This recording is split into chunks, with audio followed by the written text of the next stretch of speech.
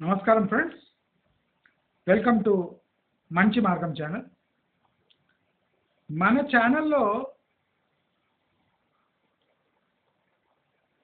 ఏ సెక్టర్ది కానీ అంటే లైఫ్లో ఏ విషయం గురించి కానీ కొన్ని కీలకమైన ప్రశ్నలను నేను ఎప్పుడూ ఎత్తుతూ ఉంటాను.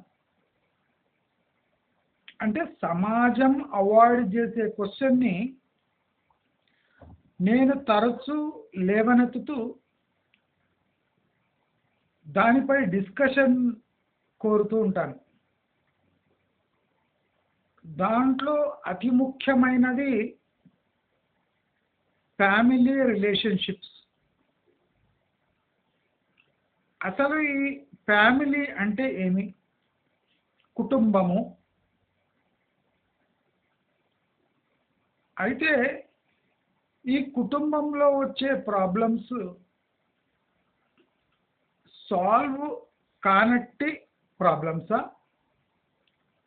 మనమే సాల్వ్ చేయొద్దు అనుకొని దాన్ని ఒక పెద్ద భూతంలా మార్చి ఆ ప్రాబ్లంని అవాయిడ్ చేసి మన అవసరాలు తీర్చుకొని ఎస్కేప్ అయ్యే విధానమా?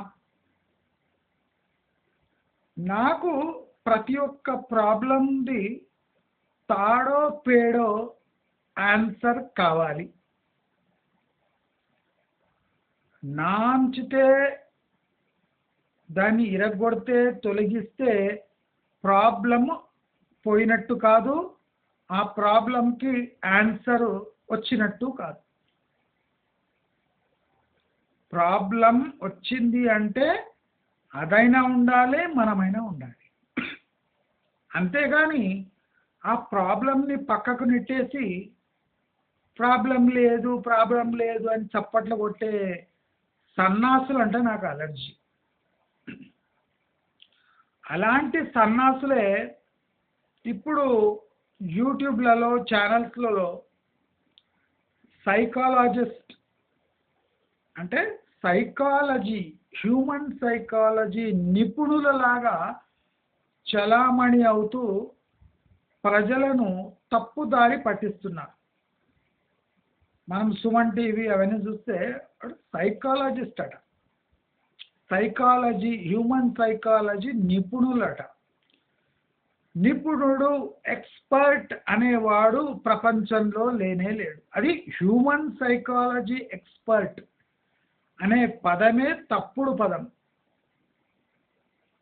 సపోజ్ మన కంట్రీలో 140 కోట్ల మంది ఉంటే ఆ 140 కోట్ల మంది 140 కోట్ల విధంగా, లేదా ఒక్కొక్క మనిషి 5-6 టైప్స్ కూడా తన ఆలోచన విధానాన్ని మార్చుకొని తన జీవితం కొనసాగిస్తూ ఉంటాడు. కొంతమంది ఫోర్స్బుల్లీ మార్చుకుంటారు, కొంతమంది తమకు తామే అగ్రి అయి మార్చుకొని జీవితం గడిపేస్తూ ఉంటారు. అంటే ఈ 140 కోట్ల మంది సైకాలజీని అంటే దాన్ని అవపోసన పట్టిన ఎక్స్పర్ట్ పుట్టబోడు. అందుకోసము మనకు తెలిసిన అల్టిమేట్ సైకాలజీ ఎక్స్పర్ట్ అయిన కృష్ణుడు, నేను నా బాధ్యతగా చెప్తాను, మీరు వింటే వినండి లేకపోతే చావండి అని భగవద్గీతలో చెప్పాడు. కృష్ణుడు చెప్పింది అదే. బాబు, నేను కొన్ని విషయాలు చెప్తాను, ఎందుకంటే ఆయనకు బాగా తెలుసు ఈ సమాజం ఎట్లాంటిదో. ఆయనకు అప్పుడు అన్ని వేల సంవత్సరాల క్రితమే తెలిసిపోయింది ఈ దరిద్రపు గోడు సమాజము. ఇది నేను దేవుడిని, అందుకోసం మీరు చూడండి కృష్ణుడు నేను దేవుణ్ణి అని ఒప్పుకుంటాడు. అంటే పరం ఆత్మ, అన్నిటికన్నా ఉత్తమమైన ఆత్మ నేను అంటాడు. అయినా అక్కడ కౌరవులు వాళ్ళు ఎవడు వినేటట్టు రెడీ లేడు. నేను పరమాత్మ, నేను దేవుణ్ణి రా రే బేవకూఫ్ అంటాడు.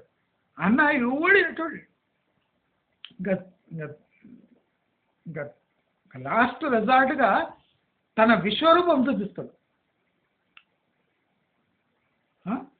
తన విశ్వరూపం చూపించినా ఏమని కాని పని, మా ప్రిన్సిపల్స్ మావే అంటారు జనాలు. అందుకోసము నేను చెప్పింది చెప్తే సరైన మార్గాన్ని మీరే ఎంచుకోండి అని ప్రజలపై వదిలేసిండు కృష్ణుడు.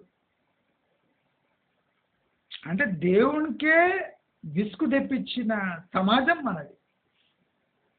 ఇంకా మానవ మాతృలం మనమేం బిక్తాం అంటే ప్రతి మనిషి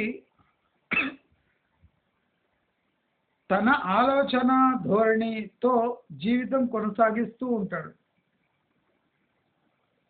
అలాంటప్పుడు ఆయన కొన్ని నియమాలను, కొన్ని ప్రిన్సిపల్స్ని అడాప్ట్ చేసుకుంటూ ఉంటాడు. అంటే ఉద్దర మీద తీసుకుంటూ ఉంటాడు, అడాప్ట్ చేసుకుంటూ ఉంటాడు, ఆచరిస్తూ ఉంటాడు, ఉట్టి అడాప్ట్ చేసుకొని వదిలేస్తూ ఉంటాడు. అంటే చిత్ర విచిత్రమైన సమాజం మనది. దీంట్లో ఎవడు ఎక్స్పర్ట్ కాడు. ఇది మనం స్పష్టం చేసుకోవాలి. చాలా మంది యూట్యూబ్లో వచ్చి I'm a real estate expert, I'm a human psychology expert, నేను ఫైనాన్షియల్ ఎక్స్పర్ట్. అంటే ఎక్స్పర్ట్ అంటే ఇంకా నీకు తిరుగులేని మనిషివి, అవపోసన పడి పట్టేసి ఏ టు జెడ్ తెలిసిన మనిషివి, అంటే నియర్లీ దేవునితో సమానం నీవు. ఆ ఎక్స్పర్ట్ అనేది 10 మంది అనాలి, మనమే మనకు మనము ఎక్స్పర్ట్గా చెప్పుకోవద్దు. ఇప్పుడు నేను 9వ తరగతి నుంచి స్టాక్ ఎక్స్చేంజ్లో ఉంటే ఇప్పుడు నా వయసు 47 అయినా నేను ఎక్స్పర్ట్ కాదు. ఇన్నేళ్ళైనా నాకు ఎక్స్పర్టీస్ రాలేదు. అది కరెక్టే, రాదు కూడా. టైంతో పాటు ఆ ఇన్వెస్ట్మెంట్ అనేది చాలా ర్యాపిడ్గా చేంజ్ అవుతుంది. మనం ఏ దగ్గర ఏలు పెడితే అది సి చూపిస్తుంది, సి దగ్గర ఏలు పెడితే అది జెడ్ చూపిస్తుంది. అది మళ్ళీ మళ్ళీ హెచ్చరిస్తుంది, మనం దేంట్లో ఎక్స్పర్ట్ కాదురా నాయన. అయినా మనం ఒప్పుకోము, మనకు మనమే ఎక్స్పర్ట్గా చలామణి అవుతూ ఉంటాం. అయితే ఇలా చలామణి అయ్యే ఎక్స్పర్ట్స్ ఈ యూట్యూబ్ ఛానల్స్లో వచ్చి అసలు పేరెంట్స్ అట పిల్లలపై ఆశలు పెట్టుకోవద్దట. ఈ స్టేట్మెంట్ని నేను తీవ్రంగా వ్యతిరేకిస్తున్నా. అంటే పేరెంట్స్ పిల్లల నుంచి ఏమీ ఆశించవద్దు. వాళ్ళు ఎంత చేస్తారో అంత చేపించుకోవాలి. వాళ్ళు దయ చూపితే మనము వాళ్ళ దయపై బతకాలి.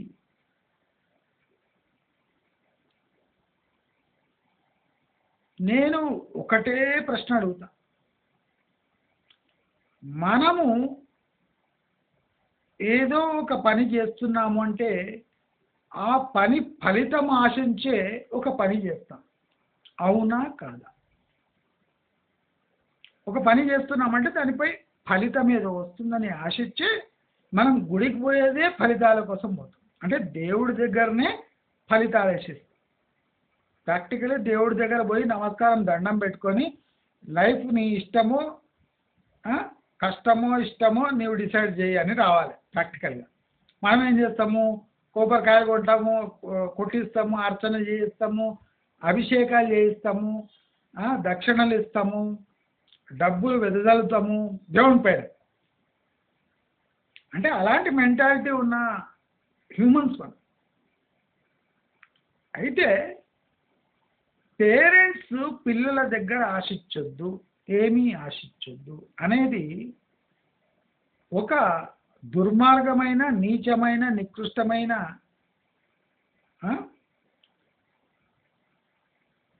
అంటే హ్యూమన్ రేస్ అంటే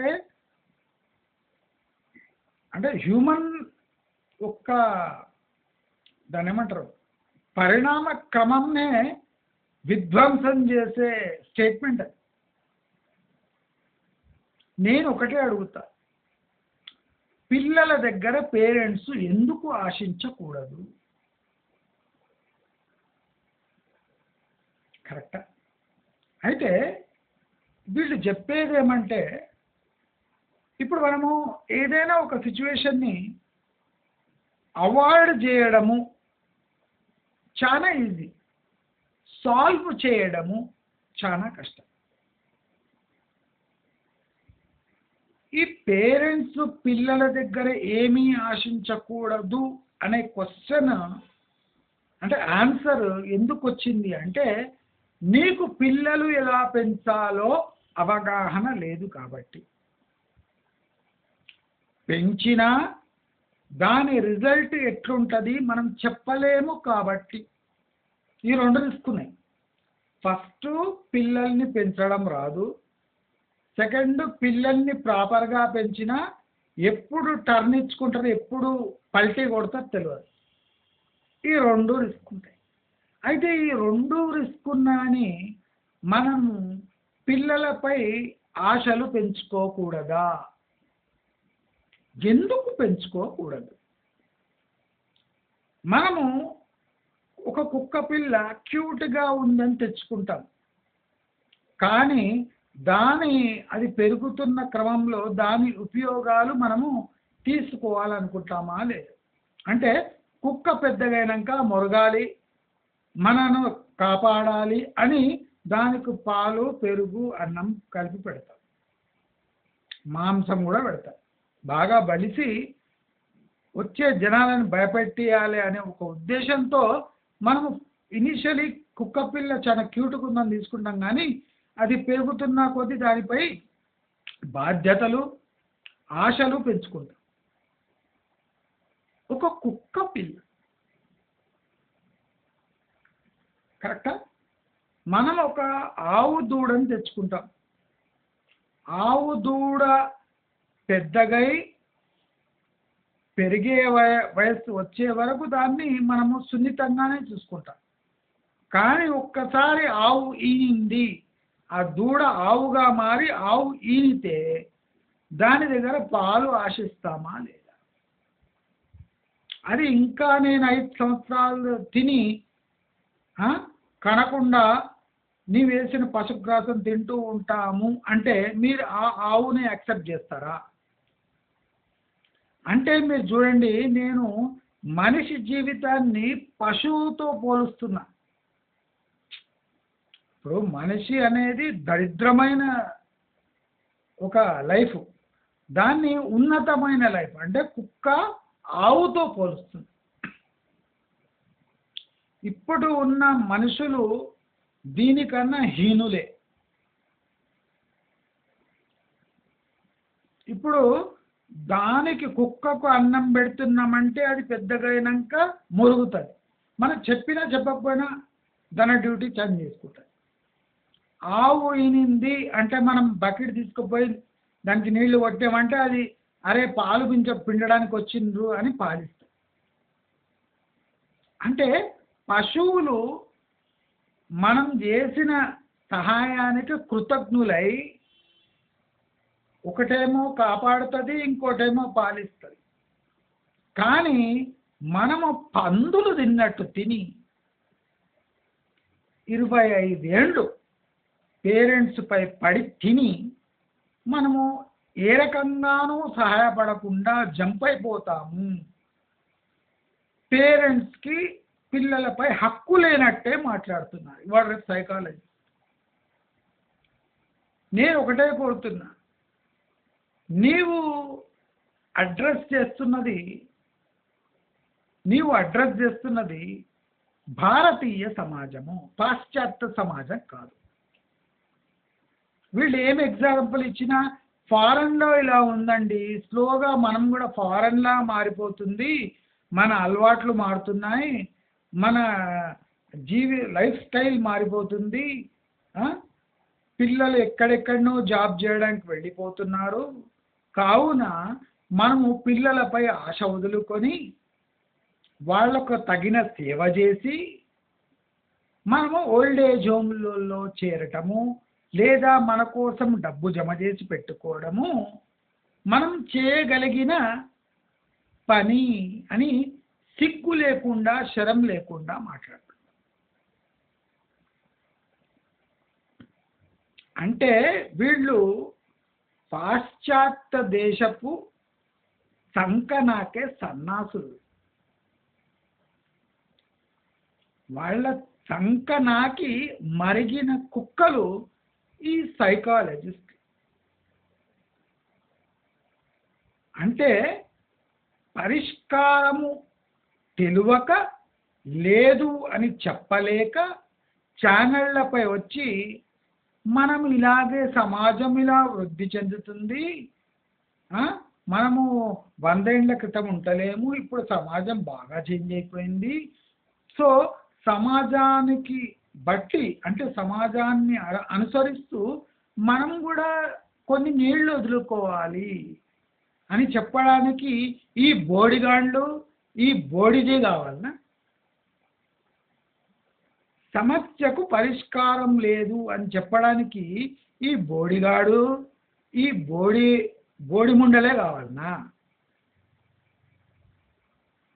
అందరూ నోరు ఎలా తీసుకొని ఇంటుంటారు. ఈమెం చెప్తుందని, ఈమెం చెప్తుందంటే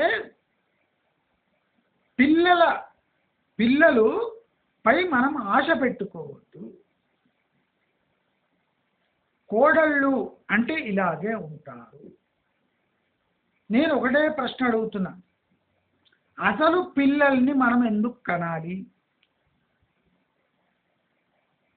ఇప్పుడు వీళ్ళే చెప్తున్నట్టు పిల్లల్ని కనాలి, ఆశ పెట్టుకోవద్దు అంటే మమకారం అనేది తల్లిదండ్రులకే ఎందుకు ఉండాలి, పిల్లలకు ఎందుకు ఉండకూడదు? నేను ఈ సోకాల్డ్ సైకాలజిస్టులని ఒకటే ప్రశ్న అడుగుతా, మీకు మనిషికి పశువుకు తేడా ఉందని గ్రహిస్తున్నారా లేదా? మనిషి అంటే ఆయనకు కొన్ని గుణాలు ఉంటాయి. ఆ గుణాల్లో ఒకటి రెస్పాన్సిబిలిటీ తీసుకొని దాన్ని లాంగ్ టర్మ్ వరకు నెట్టుకొచ్చే ప్రకృతే మనిషి యొక్క ప్రకృతి. అందుకోసం అని మనిషి అంటాడు. ఇప్పుడు పశువులు చూడండి, బాగా సంగమిస్తాయి, సంగమించి దేని దారిదాన్ని వెళ్ళిపోతాయి. ఆ దూడను కూడా ఒక 2-3 నెలలు చూసుకుంటుంది, అయినాక దూడ నిడిచిపెట్టేస్తుంది, నీ సాగు నీవు కావంటుంది, మళ్ళీ ఇంకోటి కనడంలో బిజీ ఉంటుంది. ఇప్పుడు అది సంవత్సరానికి ఒకసారి గంటది, కొన్ని సంవత్సరానికి 2 సార్లు గంటాయి, కొన్ని 3 నెలలకు ఒకసారి గంటాయి. మనం కూడా సంవత్సరానికి 1 గంట కూర్చోవచ్చు కదా. మనలో ఉన్న ఈ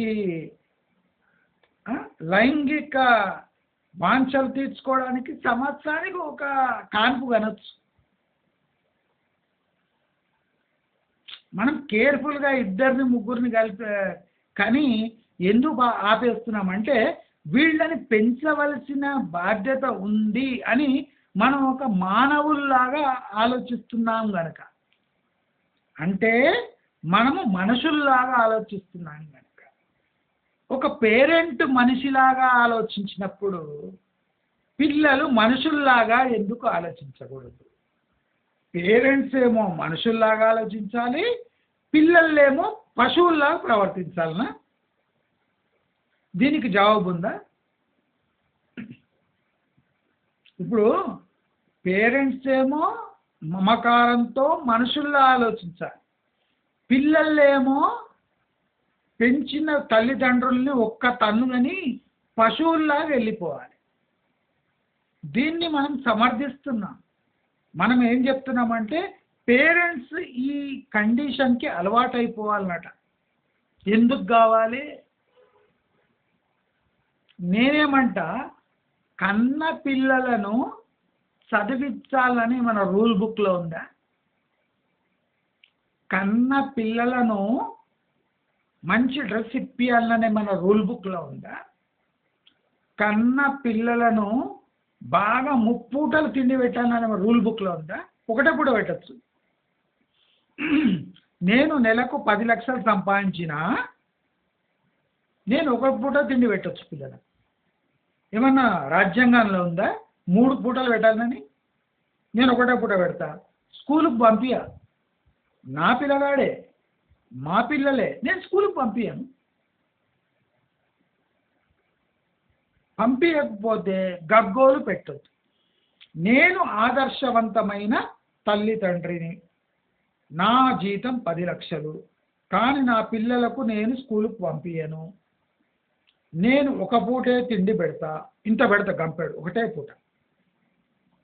వాళ్లకు కొత్త బట్టలు ఇప్పియను, పాత బట్టలు వేసుకొని తిరగనియండి. కానీ నా పిల్లలే తిండి పెడుతున్నా, ఆడుకొని ఇస్తున్నా, రోడ్డు మీద వదిలేస్తున్నా. నేను ప్రతి సంవత్సరము ఒక కాన్పు గంట. ఇప్పుడు నా పిల్లలకు బాధ్యత అవసరం లేదు కదా, నాకు కూడా నేను కంటా ఉంటా, నా ఇష్టం. అందరికీ ఒక పూట తిండి పెడతా, వేసే డ్రెస్సులు వేస్తా, స్కూల్కి పంపించను, కంటున్నా, తిండి పెడుతున్నా.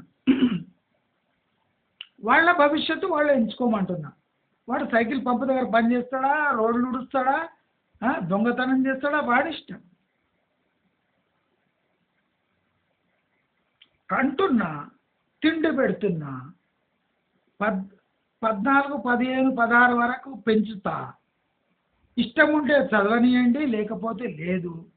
నేను ఇంతే డ్రెస్సులు ఇస్తా, అవే వేసుకొని తిరగమనండి.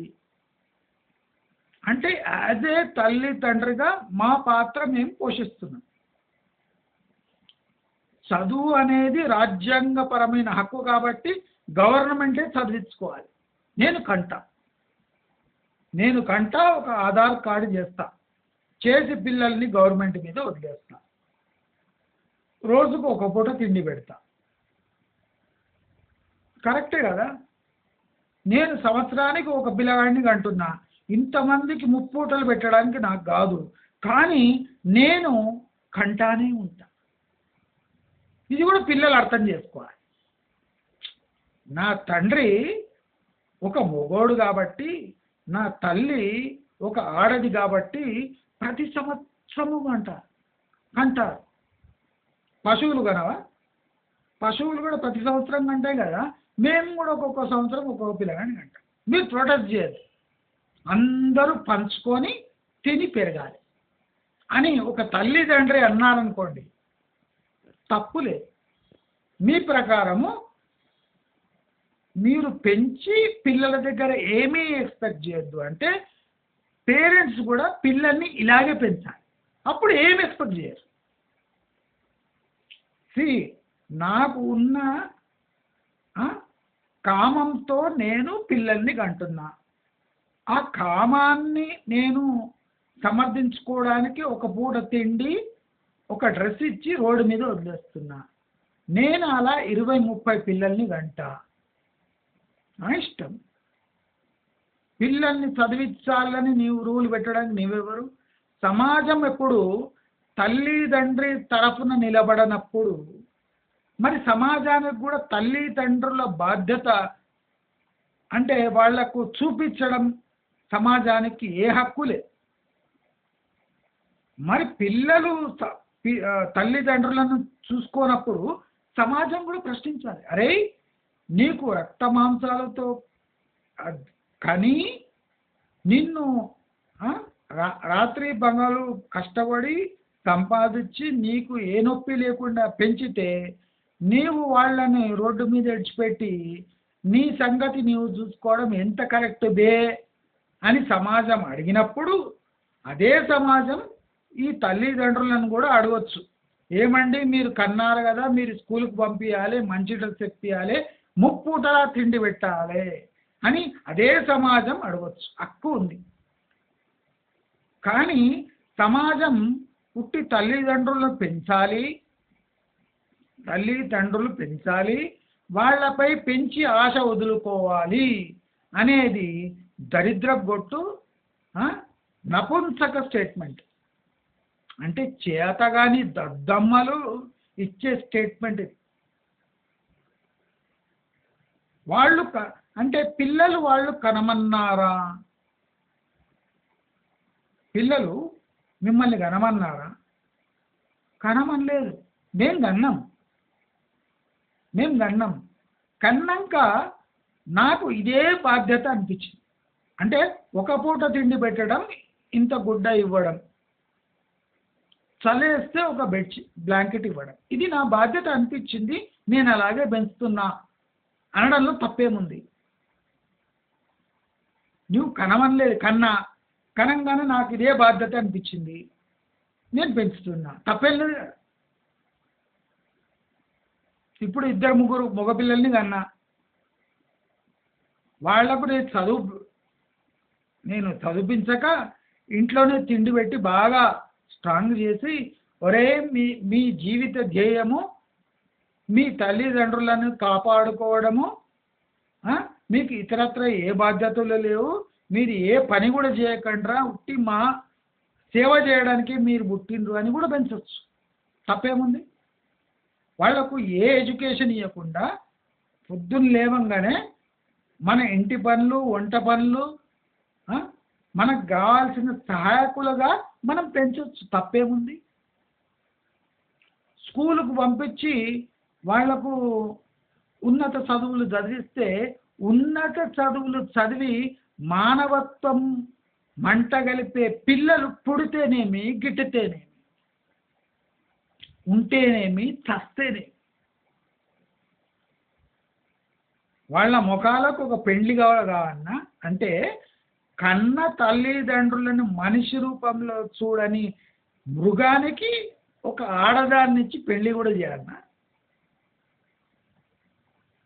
ఇది సబబైన ప్రశ్నలు కాదా? సమాజాన్ని మార్చలేక, సమాజానికి క్వశ్చన్కి ఆన్సర్ చేయలేక, ఏది ఈజీ ఆన్సర్ అయితే దాన్నే టిక్కు పెట్టే సన్నాసులు యూట్యూబ్లో వచ్చి మొరుగుతున్నారు. వీళ్ళు హ్యూమన్ సైకాలజీ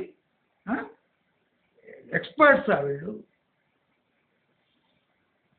తల్లిదండ్రులను చూసుకునే బాధ్యత లేదా అనే ప్రశ్నకు వీళ్ళ జవాబేమంటే, అవసరం లేదండి, మనం కన్నాము గనక మన డ్యూటీ, పెరిగారు గనక వాళ్ళ డ్యూటీ ఏం లేదా? కన్నము డ్యూటీ. తిండి పెట్టినందుకు కుక్కకే విశ్వాసం ఉంటుంది కదా, ఆ కుక్కకున్న విశ్వాసం కూడా వీళ్ళకి లేకపోతే ఎలా అని ప్రశ్నించే ధైర్యము, దమ్ము, గుద్దల దమ్ము లేని సన్నాసులు యూట్యూబ్లో వచ్చి వాగుతున్నారు. అంటే పిల్లల బాధ్యత గురించి మాట్లాడే గుద్దల దమ్ము ఎవరికి లేదు. ఏమ్రా బేవకూఫ్, నీ కాళ్ళ మీద నీకు నిలబడ రానప్పుడు నిన్ను నీ తల్లిదండ్రి ఎత్తుకొని తిరిగిరు కదరా బేవకూఫ్ అని అడిగే దమ్ము ఎవరికి లేదు. ఒరే, నీకు నొప్పి అవుతుందా, ఆకలి అవుతుందా అని తెలుసుకొని, సైకలాజికల్గా తల్లి తెలుసుకొని అన్నం పెడుతుంది కదా, నొప్పి అయితే తిండి పోతలేదు, నొప్పి అవుతుంది అని నొప్పికి మందిస్తుంది కదా, మరి అలాంటి సేవలు చేసిన అమ్మను నీవు వదిలిపోతున్నావు రా బేవకూఫ్ అని అడిగే దమ్ము, ధైర్యం ఈ సమాజానికి, ఈ సైకాలజిస్ట్లీ లేదా? లేదు. ఎందుకంటే ఈ క్లిష్టమైన సమస్యపై ఏలు పెడితే ఏలు కాలి బొగ్గైతుంది కనుక.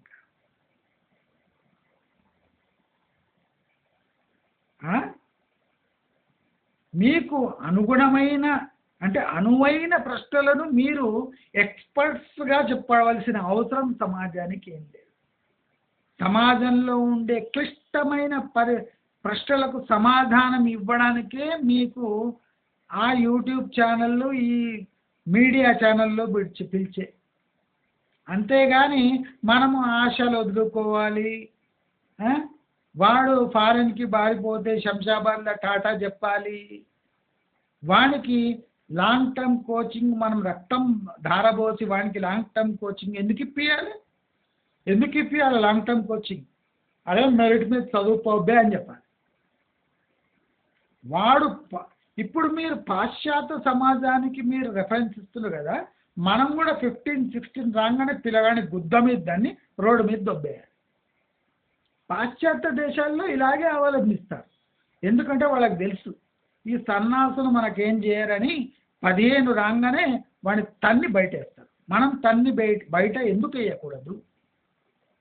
మన దేశంలో 15 ఏళ్లకు ఒక బాబుని తన్ని గుద్ద మీద దాన్ని రోడ్డు మీద వేస్తే వాడు ఏమైపోతాడు? ఫారెన్లో బతికిపోతారు, మనోళ్ళు బతకలేరు. ఒక 15 వయసు వచ్చిన పిల్లగాడిని గుద్ద మీద దాన్ని రోడ్డు మీద వేస్తే వాడు హోటళ్లలో కప్పు సాసర్లు కడుక్కోవాలి. వాడి కాలుపై వాడు నిలబడలేడు. అంటే మనము ఒక్క పిల్లగాడిని బిడ్డను అడిషనల్గా 10 ఏళ్ళు పెంచుతున్నాం, పందులు పెంచినట్టు. ఇది రియాలిటీ. మరి ప్రపంచంలో జరిగే వింతలన్నీ మీరు చెప్తారు, మరి ఇది కూడా వింతే కదా.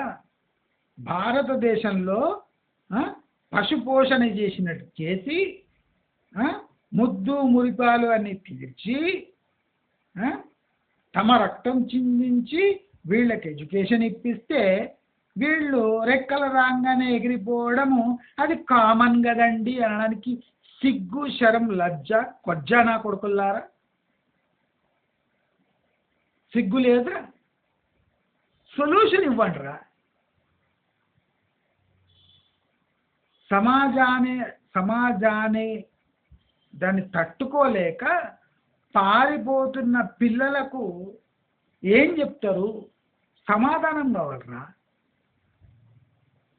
ముసలోళ్ళు కనుక మీరు పిల్లలపై మీరు ఆశలు పెట్టుకోవద్దు అని చెప్పి ఎస్కేప్ కావడానికి మీ బోడి సలహానికి కావాలరా.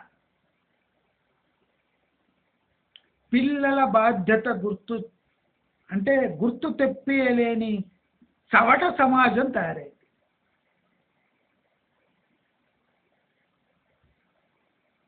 ఏ తల్లిదండ్రులు తమ యుక్త వయస్సుని తాకట్టు పెట్టి పిల్లల్ని పెంచుతారో ఆ ఎగ్జాంపుల్ కూడా రెఫరెన్స్ ఇవ్వలేని చవట సమాజం తయారైంది. మీ తల్లిదండ్రులు ఏ స్థాయిలో ఉన్నారు, మీరు ఏ స్థాయికి పోవడానికి కారణమేమి? మీ తల్లిదండ్రులే. సో వాళ్ళ బాధ్యత ఎవరిది? మీదే అని గట్టిగా మాట్లాడలేని చవట దద్దమ్మ సమాజం తయారైంది. మీకన్నా కొజ్జాగాళ్ళు నయం, వాళ్ళు గట్టిగా మాట్లాడతారు.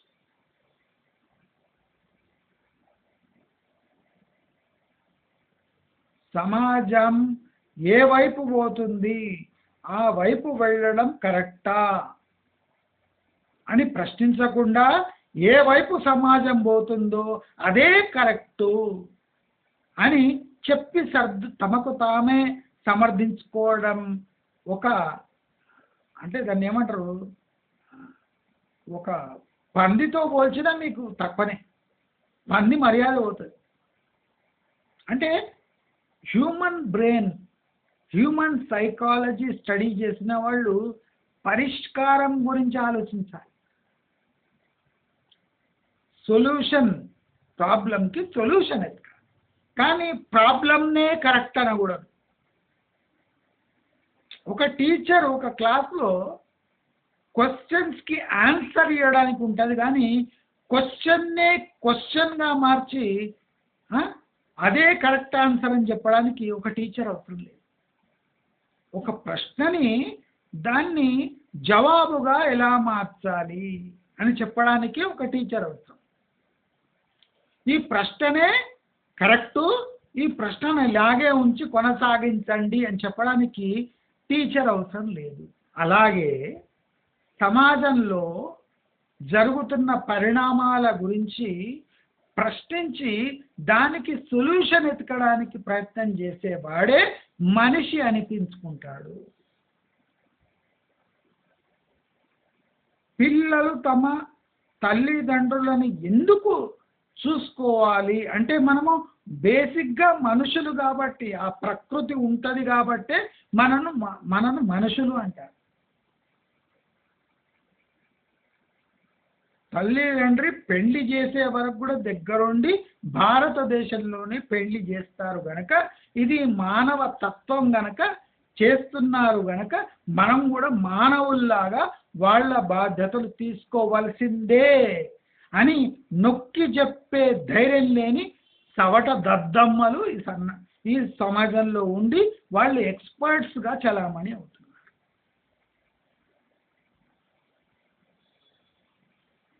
దయచేసి ఇది డిబేటబుల్ క్వశ్చన్ కాదు, ప్రశ్నించే క్వశ్చన్ కాదు. ఒక కోడలని మనము కోడలు అని ఎందుకు టైటిల్ ఇస్తాము? మొగుడు చేసుకున్న ముండా అని ఎందుకు అనము? మొగుడు చేసుకున్న ముండా అని ఎందుకు అనము? ఎందుకంటే మనం మనుషులం కాబట్టి మనము వాడు ఆ చవట ఏ దాన్ని చేసుకున్నా దాన్ని కోడలిగా భావిస్తాం కాబట్టి మనం మనుషులం కాబట్టి అమ్మ కోడలా అంట. మనము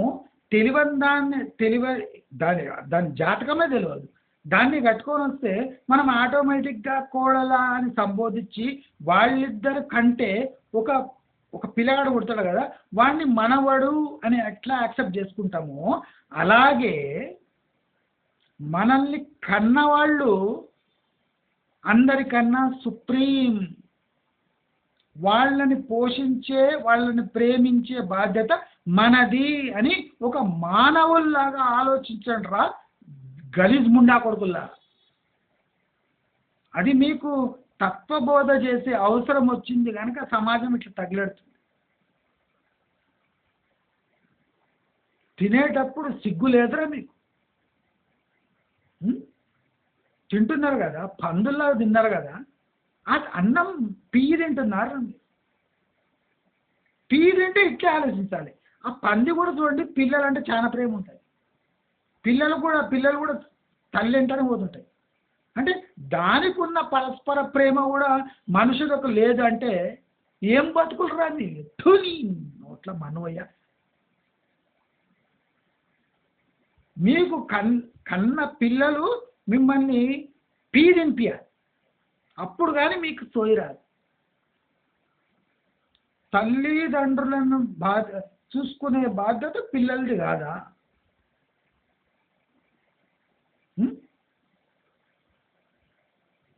అంటే తల్లిదండ్రులు ఏం కావాలి? నిన్ను కూడా ఘనంగానే ఏ పొదలలో పడేస్తే ఎవడు లేదు, బర్త్ సర్టిఫికేట్ కూడా అవసరం లేదు. నేను కన్నా పడేసిన అయిపోయి ఇంకో సంవత్సరం గంట పడేస్తా. సమాజం చూసుకుంటుంది, వాడు ఎట్లా పెడితే పెరుగుతాడు అని అనుకున్నారా తల్లిదండ్రులు? అనుకోకుండా ట్విన్స్ పుడతారు, కష్టపడి ఇద్దరిని పెంచుతారా లేదా? అంటే ఇవన్నీ ఏంద్రా, ఇవన్నీ మానవ లక్షణాలు రా, ఇవన్నీ గాడిది ముండా కొడుకుల్లా. మిమ్మల్ని పెంచింది పంది కుక్క కాదురా, ఎద్దు కాదురా, తల్లిదండ్రి అనే మనుషులు. దాన్ని గ్రహించండి రా.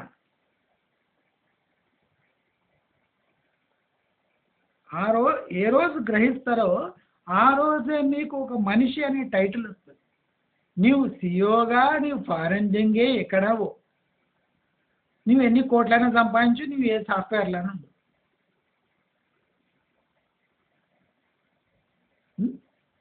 నిన్ను మనుషులుగా పరిగణించాలి అంటే నీలో మానవుకు ఉండే సహజ లక్షణాలు ఉంటేనే నీవు ఒక మనిషి. తర్వాత నీ సాఫ్ట్వేర్ ముండా కొడుకువో ఏ ఫారెన్లో వస్తావో అది తర్వాత కథ. ఫస్ట్ మానవులుగా మారండి. ఏ చెయ్యి మీకు తినిపించిందో దానికి మర్యాద ఇవ్వండి రా. నేను అందరు సమాజాన్ని ఉద్ధరించండి అని చెప్తలేను. ఏ తల్లిదండ్రి మిమ్మల్ని పెంచిందో, ఏ గోరుముద్దలు తినిపించిందో ఆ చెయ్యికి గౌరవం ఇవ్వండి అని చెప్తున్నానండి. ఎవరో రోడ్డు మీద పడేటోళ్ళకి సహాయం చేయమని చెప్తలేదు. అంత సీన్ మీ ముండా కొడుకులకు లేదు, ముండలకు లేదు. ఆ చేసుకున్న ముందు ఉంటుంది కదా, దానికి లేదు.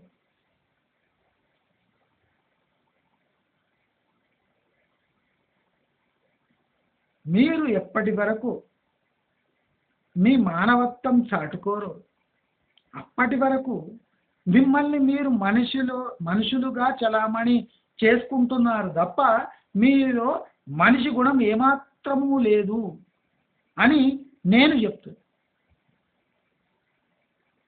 ఆ యూట్యూబ్లో వచ్చే సన్నాసాలకు దమ్ము లేదు, కానీ నేను చెప్తాను మీరు మనుషులు కాదు. మీరు మనిషిగా చలామణి కావాలంటే మీకు వెసులుబాటు లేకుండొచ్చు, తల్లిదండ్రులను సేవ చేసుకునే వెసులుబాటు లేకున్నా మర్యాదగా మాట్లాడే లేదా అయినంత సేవ చేసుకునే బాధ్యత మీపై ఉంది అని ఘంటాపదని చెప్తున్నాను. దీనికి రెండో ఆప్షన్ లేదు. మీరు అనుకుంటే చూసుకోవచ్చు, మీ మనసులో లేదు కాబట్టే ఆ వచ్చిన దరిద్రపు ముండ చెప్పింది కాబట్టి మీరు మీ మనసు మార్చుకుంటున్నారు తప్ప మీకు చేత కాదు అనేది తప్పు.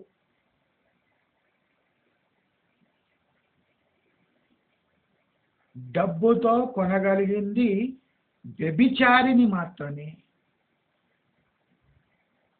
డబ్బుతో కొనగలిగింది వ్యభిచారిని మాత్రమే. ప్రేమను కొనలేరు, ప్రేమకు విలువ ఉండదు.